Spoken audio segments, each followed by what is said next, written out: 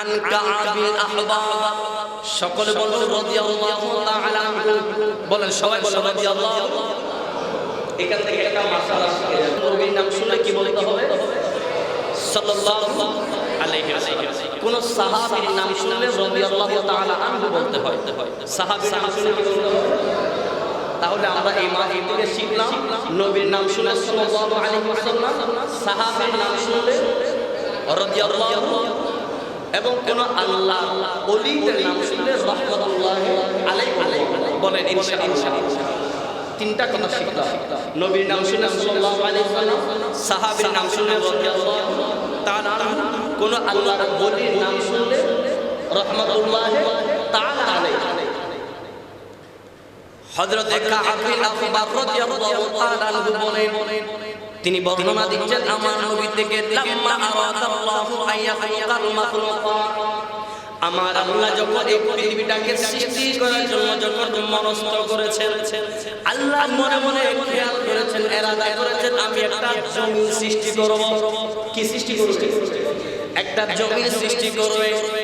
এই সিদ্ধান্ত যখন আল্লাহ নিলেন, একটা জমি বিছিয়ে দিলেন, জমি সৃষ্টি করে এটাকে বিছাইয়ে দিলেন। সুবহানাল্লাহ। তাহলে আল্লাহ কি করলেন? জমিন সৃষ্টি করে বিছিয়ে দিলেন। কি করলেন? বাসত বিছিয়ে দিলেন। বাসত এই জমিটাকে আল্লাহ বিছিয়ে দিয়েছেন। ওয়ারাফা আস-সামা, আসমান সৃষ্টি করলেন। আসমান সৃষ্টি করার পরে জমিন থেকে আসমানের কোটি কোটি কিলোমিটার দূরত্বে স্থাপন করেছেন। সুবহানাল্লাহ। জমিন বানিয়ে বিছিয়ে দিলেন। আসমান বানানোর পরে সেটাকে অনেক উচ্চে আসমানকে শূন্যের উপরে দাঁড় করিয়ে রেখেছেন। আসমানের মধ্যে খুঁটি আছে, এই মসজিদের অনেক পিলার আছে না, কিন্তু আসমানের মধ্যে খুঁটি, কিন্তু কিতাব কোরআনের মধ্যে আছে এই আসমানটাকে টিকিয়ে রাখার জন্য আল্লাহ জীবা সৃষ্টি করেছেন, পাহাড়কে সৃষ্টি করেছেন পেরেক হিসেবে। আসমানের পেরেক হলো পাহাড়। সুবহানাল্লাহ।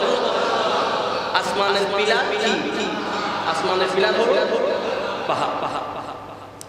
তাহলে জমিন সৃষ্টি করে বিছাই দিলেন, আসমান সৃষ্টি করে উঁচু করে সেটাকে শূন্যের উপর দাঁড় করিয়ে দিলেন। আল্লাহ যেরকম আল্লাহ তো নিরাকার, আল্লাহর কোনো আকার নাই, আল্লাহকে ধরা যায় না, ছোঁয়া যায় না, স্পর্শ করা যায় না, অনুভব করা যায় না।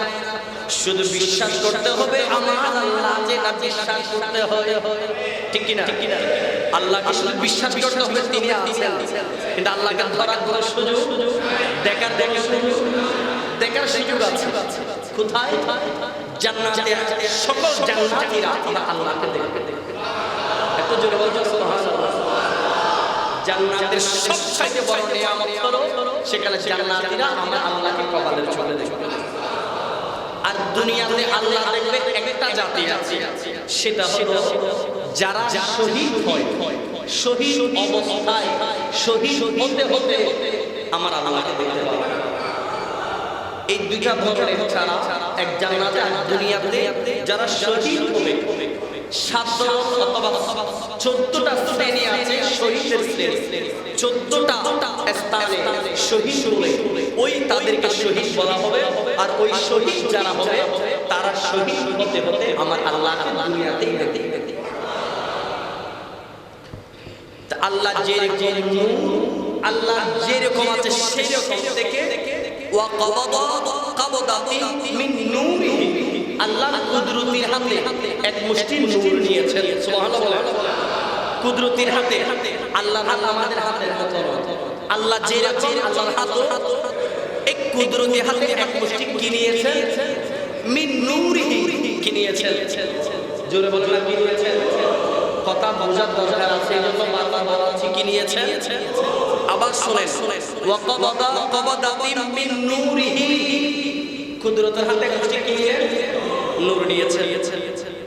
নেওয়ার পরে ওয়াকালা আমার আল্লাহ বললেন লাহা কুনি লাহমানি, নূরকে যে নূর আল্লাহ কুদরতের হাতে নিয়েছেন। ওয়াকালা আমার আল্লাহ বললেন লাহা সেই নূরকে যে নূর আমার আল্লাহ কুদরতের হাতে নিয়েছেন, সেই নূরকে আমার আল্লাহ বললেন সাল্লাল্লাহু তাআলা আলাইহি ওয়াসাল্লাম আমি আল্লাহ কুদরতের জবানে তোমাকে ডিক্লারেশন দিলাম, ঘোষণা দিলাম, তুমি মুহাম্মদ হয়ে যাও। তো জোরে বলো সুবহানাল্লাহ। কি হয়ে যাও? কি হয়ে যাও? হাদিসে আসেনি, আমি দেখে দেখে বিশ্বাস হয়নি। হাদিস আমার হাতে আছে, যাওয়ার সময় থেকে দেখে যাবে। কি হয়ে যাও? বলেন না কি হয়ে যাও? ওয়াকালা লাহা কুনি মুহাম্মদ, তুমি মুহাম্মদ হয়ে যাও। ওই মুহাম্মদ ফাসারা,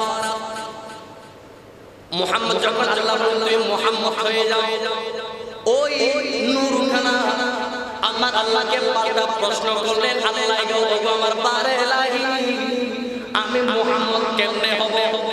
আমি তো আপনার কুদরতের হাতের এক মুষ্টি নূর আছি, আমি মুহাম্মদ কেমন করে হব?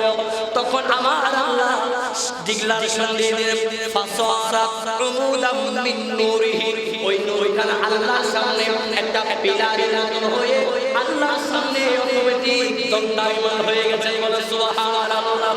শুধু তা নয়, ফাআলা, দণ্ডায়মান হতে হতে হতে ফাআলা হাত্তা ইনতাহা ইলা হুজুবিল আজমত, হুজুবিল আজমতের ব্যাখ্যা দিয়েছেন মুহাদ্দিসিনে কেরাম। এই হুজুবিল আজমত মানে কি? এই হুজুবিল আজমত বলতে কি বোঝানো হয়েছে? আমার আল্লাহ বলেছেন ওয়াকালা লাহা কুনি মুহাম্মদ, আল্লাহ তো বলেছেন মুহাম্মদ হবার জন্য, কিন্তু মুহাম্মদ তো হয়েছে কিভাবে হয়েছে? আল্লাহর সামনে একটা পিলারের মতন হয়ে দাঁড়িয়ে গেছে। দাঁড়িয়ে যাবার পরে ফাআলা হাত্তা ইনতাহা ইলা হুজুবিল আজমতে, হুজুবিল আজমত এই শব্দটার ব্যাখ্যা দিয়েছেন দুইটা নূরের চোখ হলো, একটা নূরের নাক হলো, একটা নূরের মাথা হলো, দুইটা নূরের হাত হলো, দুইটা নূরের পা হলো, দুইটা নূরের কান হলো, দুইটা নূরের, একটা নূরের পেট হলো, একটা নূরের পিঠ হলো। আপাত মস্তক পায়ের তলা থেকে আরম্ভ করে মাথা পর্যন্ত আপাত মস্তক একজন নূরের মানুষ হয়ে আমার আল্লাহর সামনে দাঁড়িয়ে গিয়েছেন। বলে সুবহানাল্লাহ।